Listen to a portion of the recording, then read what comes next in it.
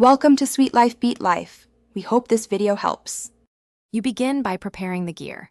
Put both earbuds into the case and plug in the original cable, because inconsistent power causes many faults. Once done, check the case LED and listen for click seating.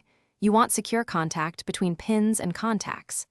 Make sure to try a different verified charger or USB port to rule out adapter failure, and visually inspect pins for lint or corrosion. Cleaning is the next immediate step if anything looks off. Now you tackle the contacts.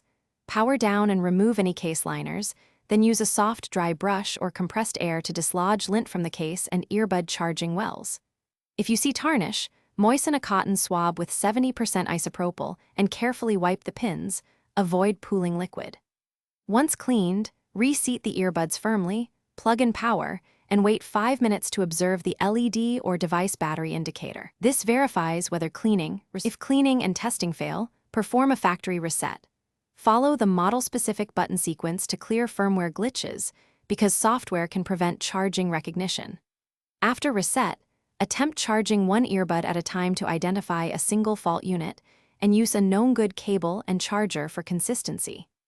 If the device still won't charge, document behavior and contact manufacturer support for repair or replacement.